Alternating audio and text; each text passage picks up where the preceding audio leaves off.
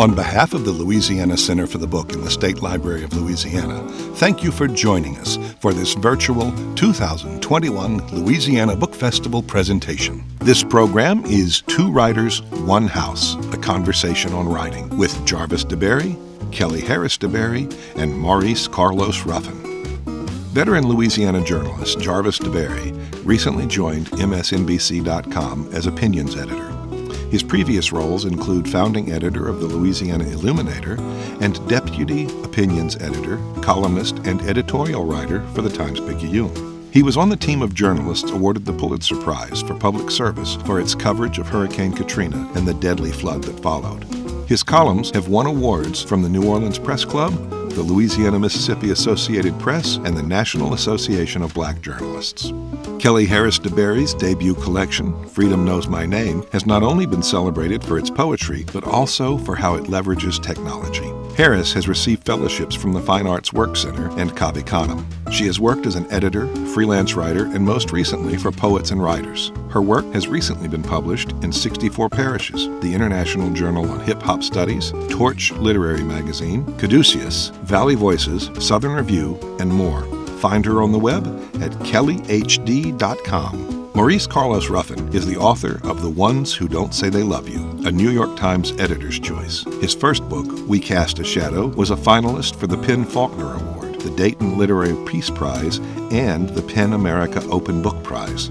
Ruffin is the winner of several literary prizes, including the Iowa Review Award in Fiction. A New Orleans native, Ruffin is a professor of creative writing at Louisiana State University and the 2020-2021 John and Renee Grisham Writer-in-Residence at the University of Mississippi. Ladies and gentlemen, Jarvis DeBerry, Kelly Harris-DeBerry, and Maurice Carlos Ruffin. Welcome. I am joined here by two of the best authors and poets that I know.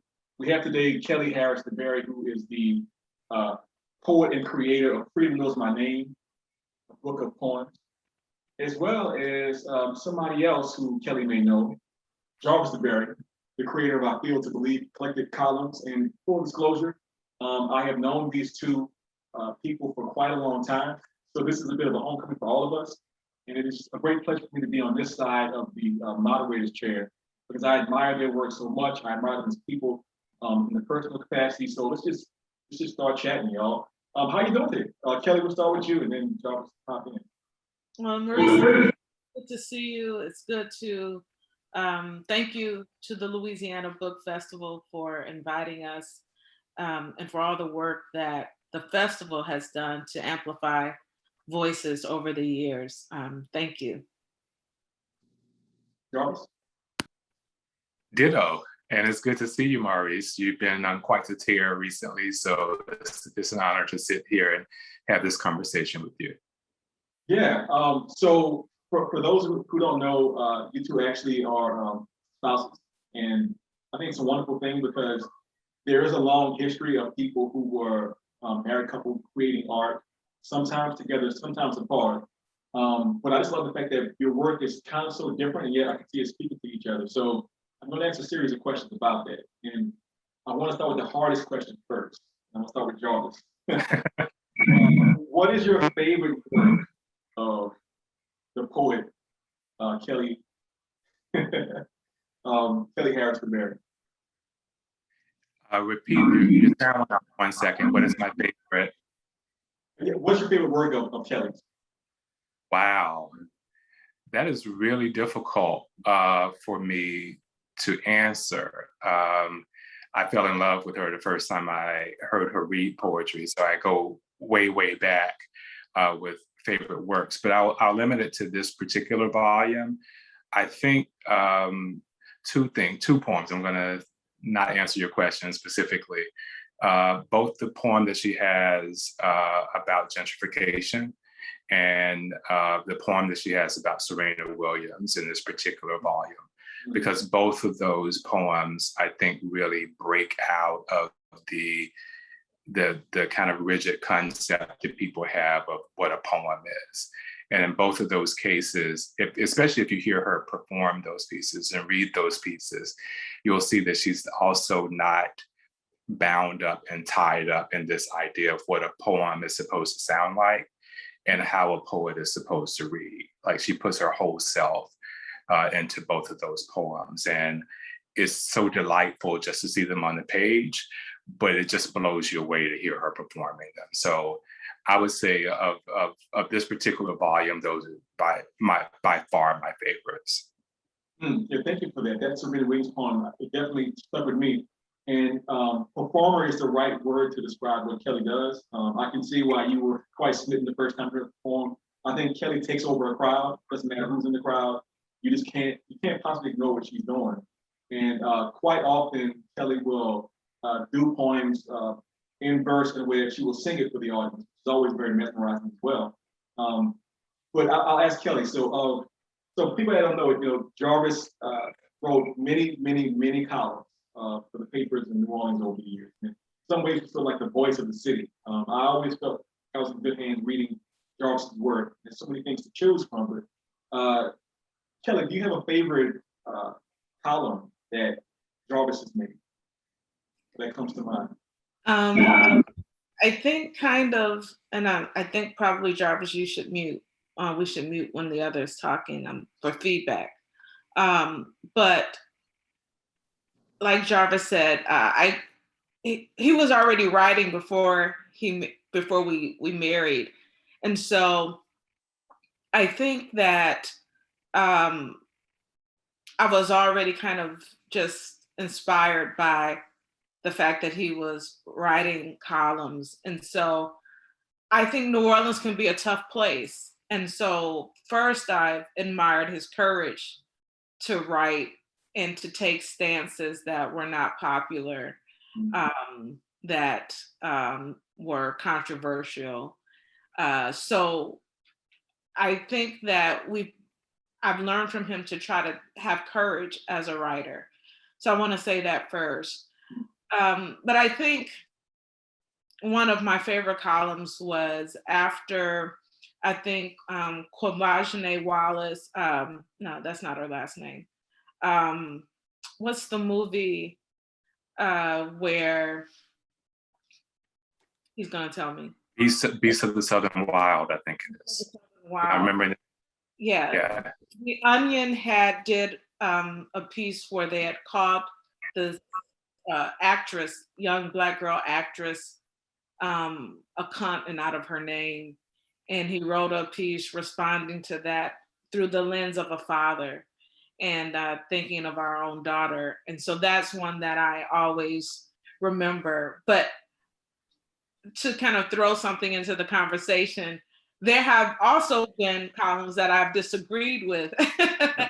And times that, behind the scenes that we have debated back and forth. And so one thing I think people may not understand about being married to another writer is that you always have a critic in the house. You always have someone that is holding you accountable, someone that really knows your writing habits, the things you always go to. He always will point out some things of how I start a line sometimes. You always start it that way. And I was like, no, I don't. And I was like, yes, you do.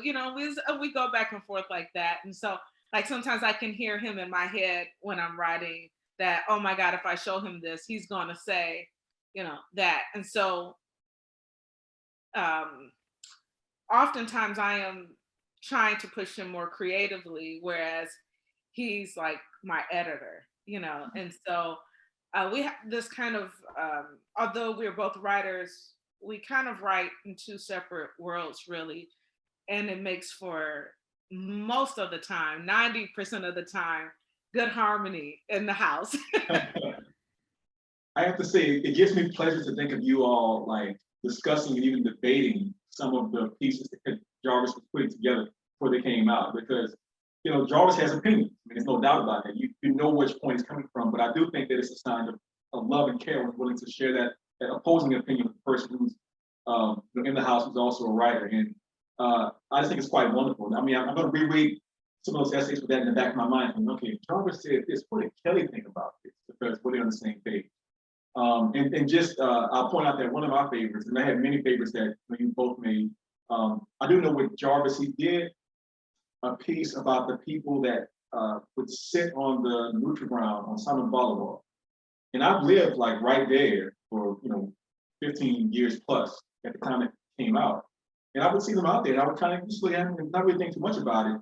And he really like made me recontextualize like the thoughts, what it means to have a community, and the assumptions that people might make, whether it relates to policing those people or to what the city's sort of policies are towards those people. It was just so insightful. And from that point forward, like I wasn't like neutral. I would kind of see the people and just like smile, like, yeah, hanging out, have a good time. It's a good conversation. So definitely that's the power of writing. So I do want to ask, you are two of the busiest people I know in writing. Like you're like this sort of literary power couple. You both have so many skills as a poet and as a writer as well. Multiple jobs. You have changed jobs a few times. You've always done well in the places that you've been in. Plus, you have a child, which is also additional work for both of you. Just for those of us in the audience, I know there's always somebody out who's wondering about it. How do you actually get writing done? You have that many responsibilities. You have to keep your head wrapped around at all times.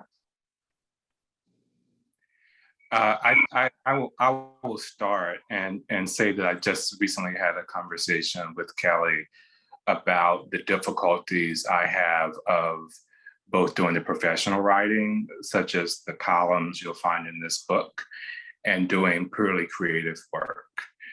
You should know something about that, Maurice, the balancing of, trying to be a professional and also carving off some space for creativity. But I will be the first to admit that Kelly has had a much bigger struggle in that. And because the columns that you see in my book are the result of me being at work, getting paid while I'm there to do this particular writing. The poems that you see in Kelly's volume come out of the moments that she's stolen and claimed for herself and cordoned off for herself. And it comes at the end of a long day or before anybody else wakes up. And I know she can elaborate on that, but I will acknowledge first and foremost that I got paid while writing the particular things that one will read in this particular volume, whereas Kelly didn't have that particular luxury. And I think most women writers don't have that luxury. Kelly? To that point about motherhood and writing, I think it's very challenging. I think that it's not coincidence that often you will see women writers have one child. I know a lot of women writers who have one child, as my child is like now playing a game that I told her not to play while we're on the Zoom, right? But it is challenging, and I think even more so for Black women, because Black women are often chronic caretakers. And so as I am also writing my book, I'm also trying to encourage Jarvis to write his book. I'm also encouraging my daughter and helping her do homework. I'm like all over the place, right? And so this is both difficult and the norm for many women writers. And so I felt that at some point I had to surrender this book because I didn't know if I'd get another, not that I wouldn't get another opportunity. I was afraid that I would surrender regular life and job and motherhood to the dreams. And so therefore I had to really force myself and push myself and stay up late at night to try to get the book done. Wow, that's so profound. And I'm certain that there are many people out there that can definitely they can definitely understand what you mean by all of that from both your standpoints. Let's get straight to the books themselves. So for Kelly, as you were just saying, you had to surrender the book. Can you tell us a bit about the concept of what this book was meant to be and about actually bringing it into the world? Yeah.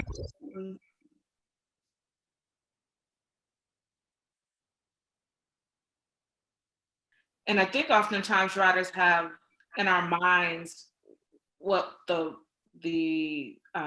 writing should be. Can you all hear me okay? I can hear Yes. you. I think we have kind of this set idea of what a book should be. I'm going to write a book. But I think you have to also be open to where the book will go. And the manuscript that I submitted and what the book actually is are really two different things. And that was because I really felt that that some of the manuscript that I submitted was becoming outdated, almost like when you buy a car and off the lot, it starts to depreciate. And so I was like worried about, and when this book is released, will it be timely? Will it stand? And so I went back, some poems I took out, some poems I put in, took some risk, got away a little bit from some of the form in the academic stuff, and just went for it with intuition. And so I'm glad that I did that. I'm sure that I caused many people headaches in all my changes, but I really feel like the book stands, and most importantly, I feel like it represents who I am. And it was important that more than sales or anything, that this was a book that people could say, yeah, that's Kelly. That's not her trying to write to trend. That's not her trying to write a formula to be on the New York Times bestseller. Like, this is a book where she stands in her integrity, and that was important to me. Well, Kelly, you're one of the most. Just want to elaborate on that for a second. I mean, Kelly mentioned it, but I think it deserves a little more attention. That she worked on this book after the publisher said, we'll publish it. And just, it's almost like, remember in 1997 when Tiger Woods won the Masters as like the youngest person ever. And then the first thing he did after that was like change his swing. And people were like, wait, you just won. Like, why are you changing? So she did that. And then the book is published. And then she decides, well, I think I need to do a second edition. So I'm going to like rearrange and re-edit and resequence the poems that are already here. And it was always struck me as, wow, she is so serious about editing and revision that well after someone says, this is great, it's not sufficient. It wasn't sufficient for her. And she kept on and kept on and kept on. So she mentioned all the headaches she caused. At a certain point, I was like, okay, come on, Kelly, like let your book go. It's great, it's great. But I think readers will really be pleased at the result that she didn't let it go until she was personally satisfied with how it looked and how it sounded. One more thing to that. At the time that I was kind of the second edition, there were a couple of things happening. At the same time where Kaisi Lehman was in process of redoing Heavy. And it really inspired me. Not that I'm Kaisi at all, but I so admired the fact that he wanted to do it again, that he wanted to, I can't speak for him, but the fact that he wanted to do it again, even after success. The second edition is after all the first edition was sold, right? And so I could have just rode that wave. And certainly Kaisi could have done the same thing, but the combination of creative and business was really at the heart of that, of some of those changes. And so I have to really give a big shout out to Kaisi, because he really, from a distance, I was admiring and watching what he was doing with that. And so I was like, well, if he can do it, certainly maybe my little engine that could book could do the same thing.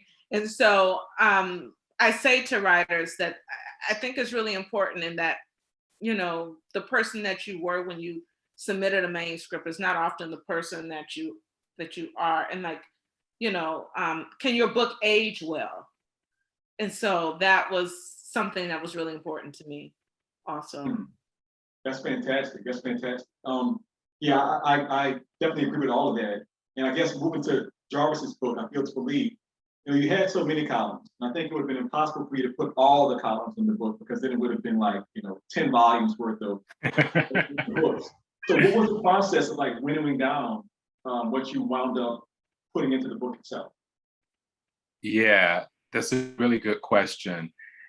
When I was in conversation with the University of New Orleans Press about this book, and this is not a knock at all, they didn't give me any direction. They didn't say how the book of columns should be this or that. They left it totally to my discretion and to my artistic vision. And the original manuscript that I sent them was probably about twice as long as the book that exists right now. And I went back through it, and I decided that I wanted the book to tell the story, or tell a story, I should say, about New Orleans over a particular stretch of time for about 2 decades.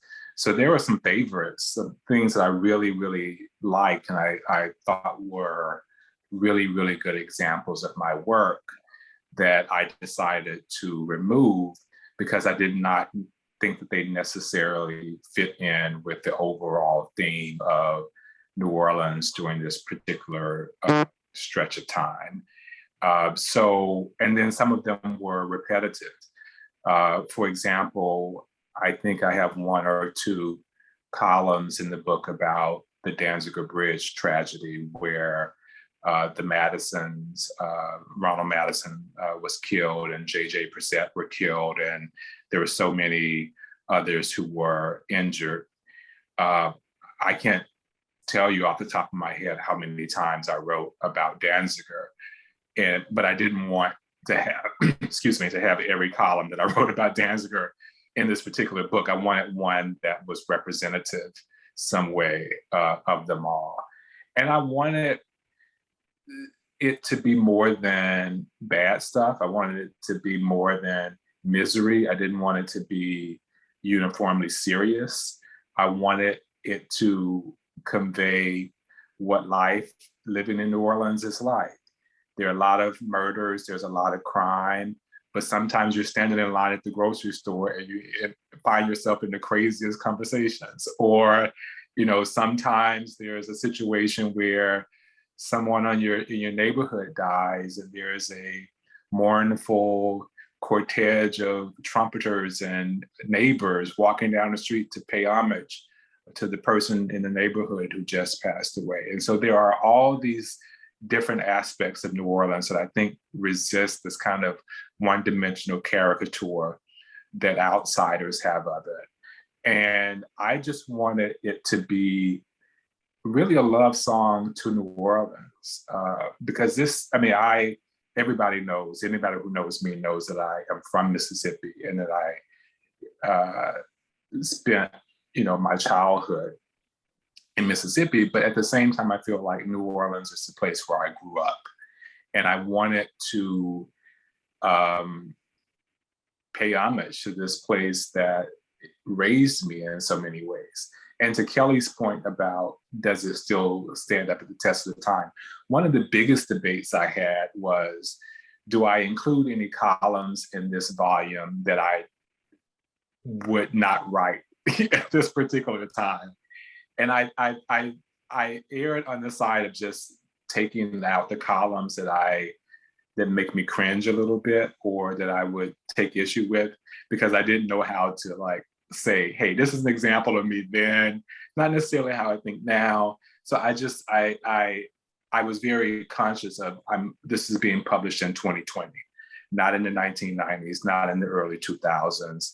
And to Kelly's point, I wanted something that would stand up, and something I would be proud of, and columns I can defend. I would put it that way, going forward. That's interesting that you talk about the sort of change over time, because I think it's a sign of an honest intellect when you can recognize that you have changed and you can make decisions about what to include and what to exclude. That really makes a lot of sense to me. And I wasn't sure if I was going to even ask this, but if either one of you are interested in reading a short passage or anything from your work, feel free. But before we do that, in a couple of minutes, I was really curious about the book's physical design. A lot of times when book covers are being designed, there's certain like genre limitations. Certain books get certain kinds of covers, and then there's the question of whether or not the author had anything to say about the covers. So when I look at your covers, now I want to start with Kelly. I just want to just get some backstory on how your cover came to be and what do you think about it? I don't know if everybody can see it, but there are faces inside of these flowers, and I see people as kind of seeds and blooming. And there's also a watermark of a slave ship on this cover as well, almost as if I am planting the people are flowers upon the slave ship. And I wanted it to function as a kind of libation, if you will, to freedom. Just freedom knows my name. And to talk a little bit about the title for 1 second, it was important to me. People know my husband's name. They know other people's names, but freedom is so important to me, and it hasn't forgotten me. It hasn't forgotten me through all the things that I have endured, or sometimes I think artists can feel invisible or not appreciated. And so this is also a reminder to myself that freedom knows my name.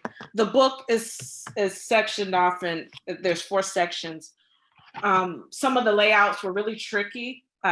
Each section begins with a quote from a Black woman writer that I admire, probably with the exception of Shirley Chisholm, she has a biography, but we don't really know her as a literary figure. But to like Jarvis's point, the gentrification poem, is structured like a neighborhood. And so I was like wondering, can I actually make the poem do what I'm saying? So there was that. And then he mentioned the Serena poem, and let's see if I can find it in here. But she's racing race. And in the book, she's racing. The poem is actually, it's in a racetrack format, and you can read it both ways. So I'm trying to do some creative things with this book. I'm also trying to leverage technology. There's a QR code on the book. You can scan that code and it will take you to my voice. And you can hear me read some of the poems in the book, which at the time, this is just something I wanted to do to like push the envelope for creativity and technology.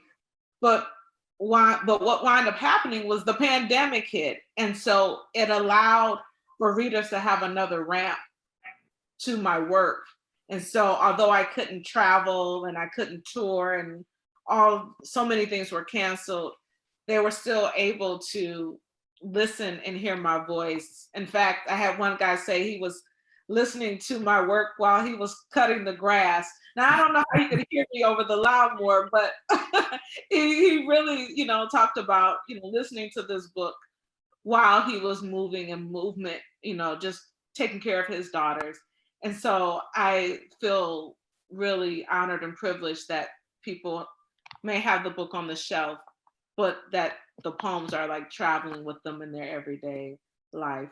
So I hope that answers your question. I wanted to go back to like one little thing though about being married to a writer and a column that Jarvis had to just show you like how time spans.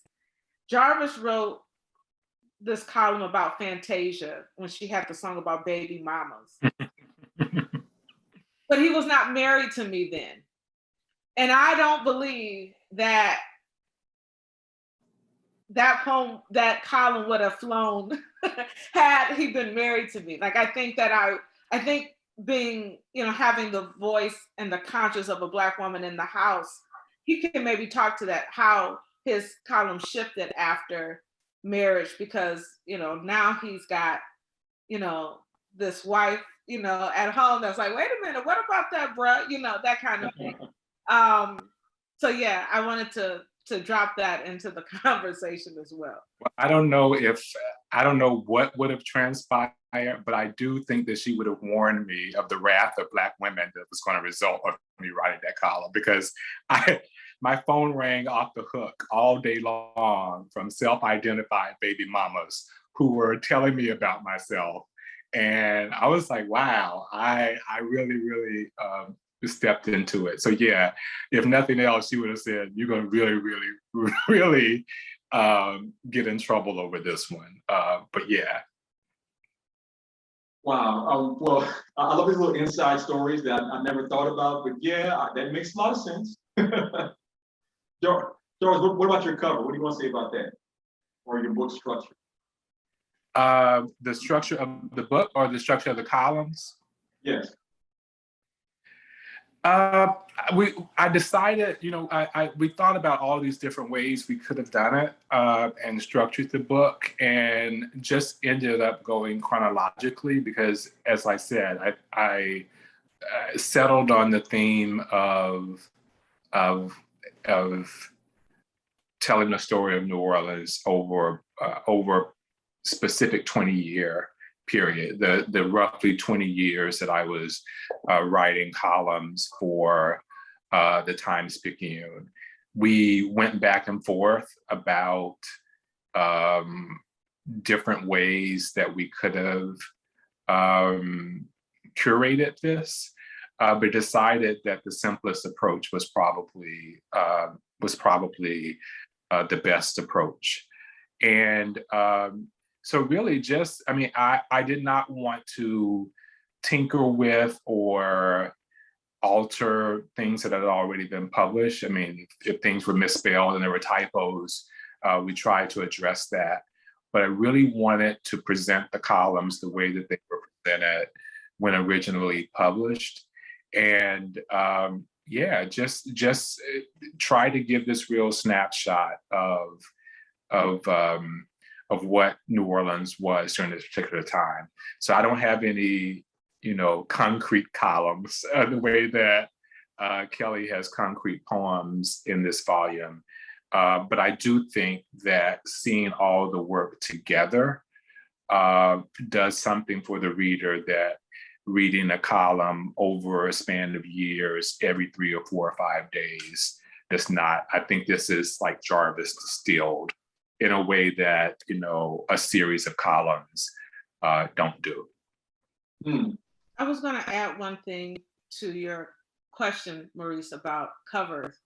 So anybody that knows Jarvis knows that he is not like a brand guy. Like he'd rather hide behind the column and not like put his face out there. So the decision to put his picture and put him on the cover of a book was like, I believe it was a little uncomfortable for him because he's not a guy that wants his face out there. I shouldn't say that he doesn't want his face out there. You can probably speak more to it, but that kind of pushing not only the work, but him out there was a little, I remember him being a little uncomfortable with that. Maybe he should take on, Jarvis, maybe you should do like Maurice and just keep morphing your face and then you'll become more comfortable. Yo, not to get too far off track, but that's one of the reasons why I did it. I was just tired of seeing my face. So I was like, you know what, let's use somebody else's faces or whatever. Yeah, that works on my Twitter.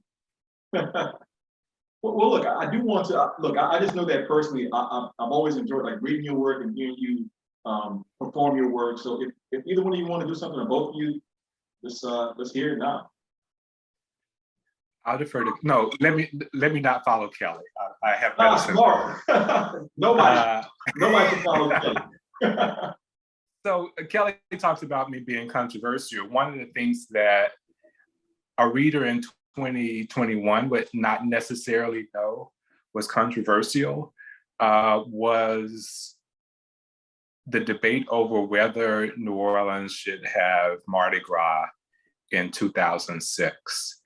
And actually that debate cost me a relationship with somebody I kind of considered a friend of sorts. We were kind of professional colleagues more than anything.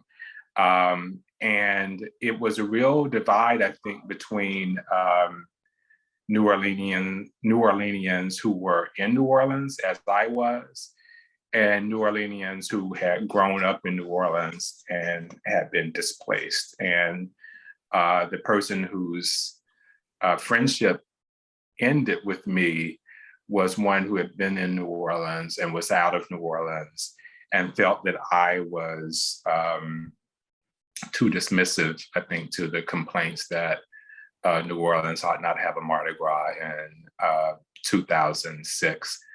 And the column that really, I guess, messed everything up was when I argued, look, if y'all are in Atlanta, if y'all are in Houston, if you're in Memphis, if you're in Chicago, if you're in St. Louis, things work where you are. You have lights, you know, you're driving and you don't have your tires punctured every 3 blocks. The grocery stores are open, restaurants are open. You're not living among filth. You're not living wondering if the house down the street has a dead body in it. We are here, we are miserable. And can we have a little joy? Please, can we have something that makes us smile? So anyway, after I kind of had that bit of a falling out, this was a column that resulted, and it was published December 6, 2005. Triumph over sorrow is our MO. And it begins with a really well-known quote from the poet Lucille Clifton: "Come celebrate with me that every day something has tried to kill me and has failed." Lucille Clifton. We are alive. Ask us how our thoughts could turn to celebration after we've suffered so much, how we could think about Mardi Gras even as we continue to suffer. And that's the only answer we can provide. We are alive. Yes, we've lost things. We've lost homes, big ones, little ones, shotguns, camelbacks, cottages, mansions. We've lost neighborhoods, rich ones, poor ones, mixed ones, loud ones, quiet ones. We've lost schools and congregations. We've lost jobs. We've lost our sense of community, our sense of security. And some of us may feel that we've lost or are losing whatever grip we had on our sanity. We've lost people, not just random people either, but loved ones, mamas and daddies, marans and parans, our neighbors, our classmates, grandparents, so many grandparents. You ask, who in their right minds would think of this as a time to plan a celebration?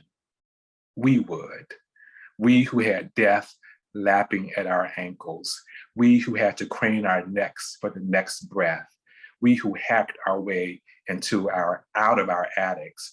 We who returned to homes that were moldy and muddy, homes that had fallen down, homes that had been washed off their foundations and moved on down the street. It might not make sense to you. Perhaps you hear our plans and ask, how could you? Try to understand. This is what we do. This is who we are.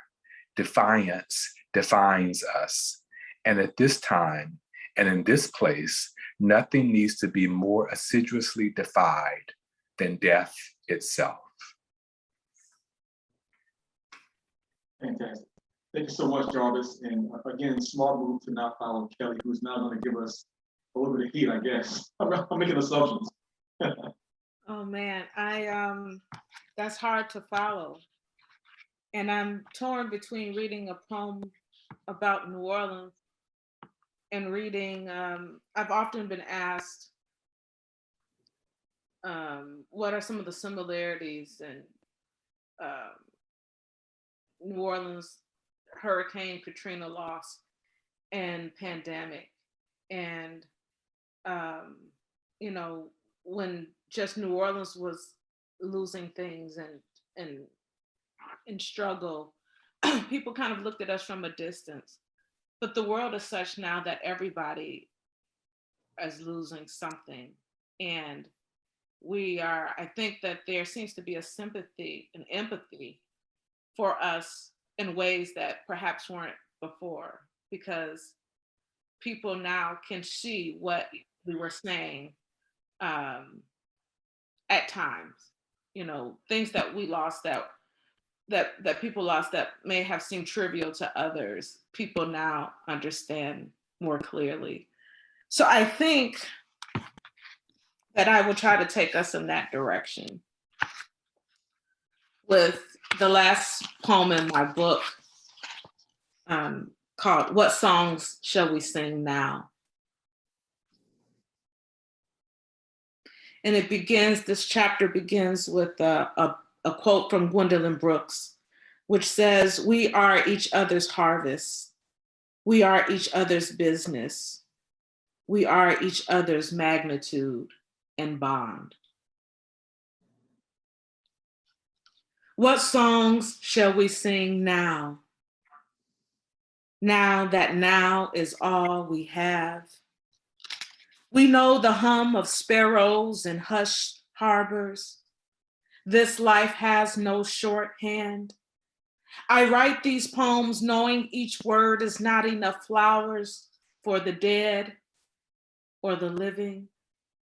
I pull memories like apples from trees, taste the sweetness of yesterday, chew wisdom from elders kissing my cheek.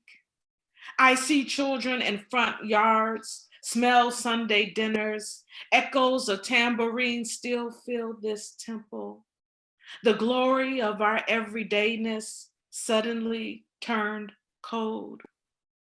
What songs shall we sing now? Sorrow pins itself to us like a corsage. We dance with memories and tender hope while the world is swollen with rage. What is the temperature on your tongue? What new versions of ourselves must we make to survive? What song shall we sing now over the dead and the days we can't breathe back? Can you preach yourself out of the blues? Can you preach yourself out of the blues without a church? We, weary people, been waiting water and worry for lifetimes. This is not a depression poem. Pray for me. This is not a depression poem.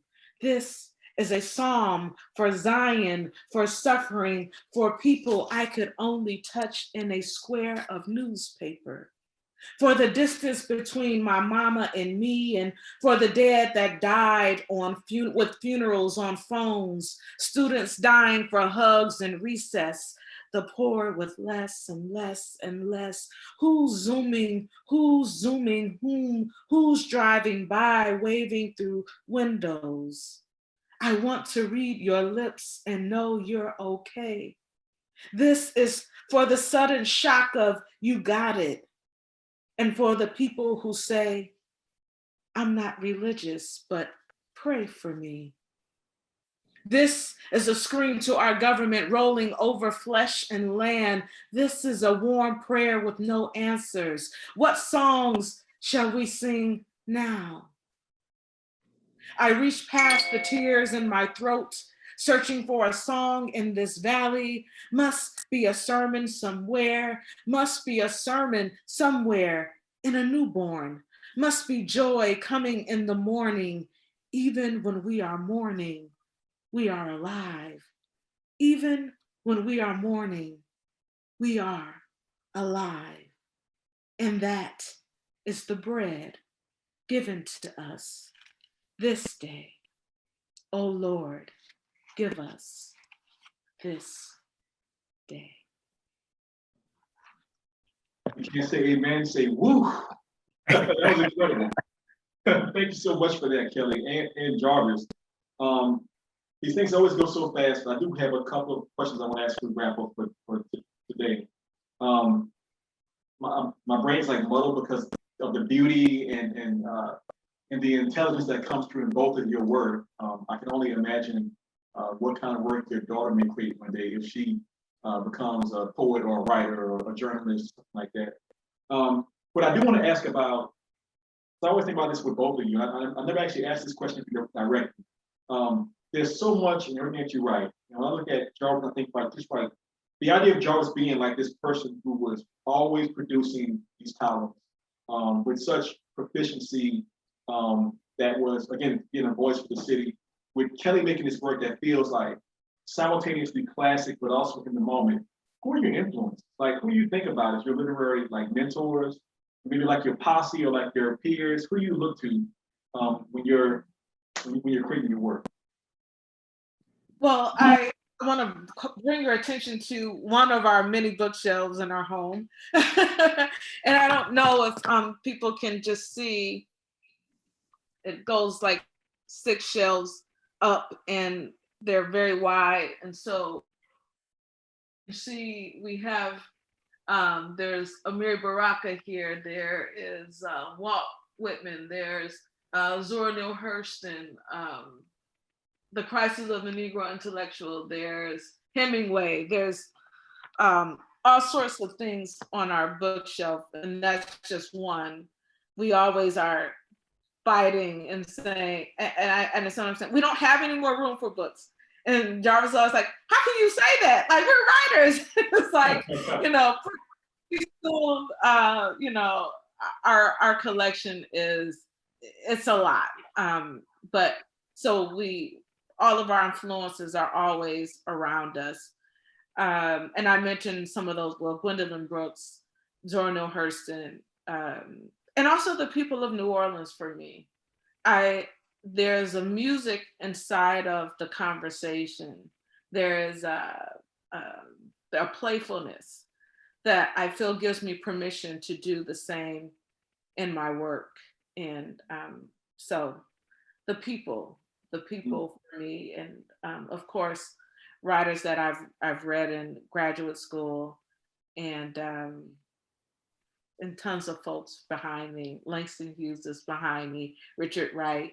Kalamu, we have to say his name, Kalamu Yasalam, and Dr. Ward, so many great writers in New Orleans as well. I was going to mention Kalamu, obviously, because when I was at Nomo Literary Society, started in 1999, it was around that same time that I really started to write columns regularly. And the rigor of that writing workshop cannot be, it is completely intrinsic, really, to what you see in this particular volume. But as for inspiration, I have not taken as much inspiration from other writers as I have from just people who I consider to be brave in general. Because column writing, as much as it is about the writing itself, it is first and foremost about bravery and being able to speak what you want to say. And I can't say that I've ever been as brave as I aspire to be. But when I have a conversation with Jerome Smith or even Kalamu himself or other relatives who put themselves and their bodies at risk for a cause or for something they believed in. Add to all of that the fact that I'm born in Holly Springs, Mississippi, which is the birthplace of Ida B. Wells, who was writing stuff that was far more daring than anything that I've ever written in the early 20th century, in the late 19th century, calling out white people who were lynchers, caused her newspaper to be burned to the ground in Memphis, Tennessee. And so what I'm constantly trying to do is associate myself with other brave people, and hopefully like some process of mitosis will come over and I will have like some semblance of the bravery that they do. But really the inspiration has been from writers for sure, but really I just want to be as brave as the people who I have thought have really put it all on the line. And I tell myself, I'm not putting at risk as much as they did. So it's gonna be okay. Like I'm gonna survive because they survived. And just using that in those moments when I am most afraid of what might come when this is published. Mm. That's wonderful because, I mean, you must know this already, but I'll just say it out loud. You're both an inspiration to so many people in New Orleans, whether they are writers or non-writers. In my work, I know that there's a lot of things that I've done that wouldn't exist if I hadn't, known you personally, but also read your work specifically. So to that point, my last question is, I'm kind of being selfish here. What are y'all working on? What's next? What are you aiming to do with your literary futures? Kelly? You can go ahead. I really am. I've been talking the last weeks really about focusing more on personal writing and personal essays, which is something I did more often when I didn't have the column. And so I am trying to calibrate my creativity and save something for something that's not for kind of a media organization. But I've been through a lot personally. Kelly and I have, and me in particular, with kidney disease, with my mother dying of breast cancer about more than a decade ago. There's so many things that are really wanting to get out and wanting to be written, that at this moment I think it would be good for me to heed that. And it doesn't matter to me necessarily if anybody publishes it, or at least not at this moment. What's really important is for me to kind of explore and kind of plumb the depths of those sorrows, those crises, and to put it on the page. And I'm committing myself to doing that. Thank you.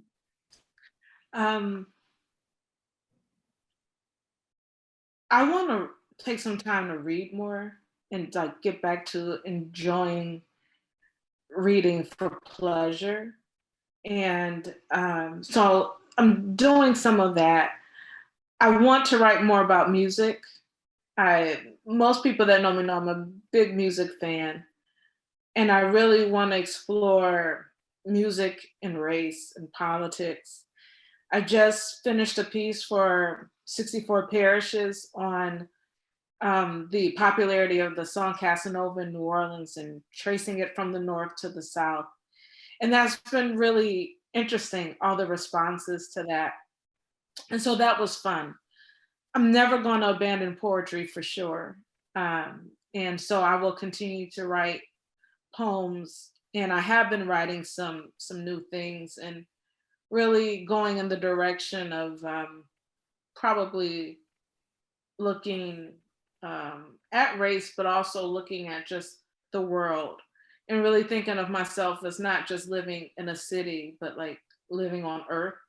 What does it mean to just live on Earth, And so those are some of the things that I'm working on, and I'm just working on trying to be in this time of pandemic and uncertainty, and just working on trying to maintain and love and not get seduced by all the things around us that can make us monsters also. And so a friend of mine was saying, I just want everybody to win. And I said, yes, I want everybody to win, but I want everybody to win without compromise, right? And so how do we do that? And so that's where I am. And so we're around and, doing the best that we can, like everyone else. I certainly take that point, and I know that you both do a wonderful job caring for each other because the community has witnessed that. So I want to say on behalf of the book festival, I want to thank both you, Kelly, and you, Jarvis, for just being such wonderful people and creators. We're always rooting for you. We want to see you win. You know that you're going to win without compromise. So on that note, I'm Maurice Carlos Ruffin, and that's our panel. Thank you so much, both of you. Thank you, Maurice.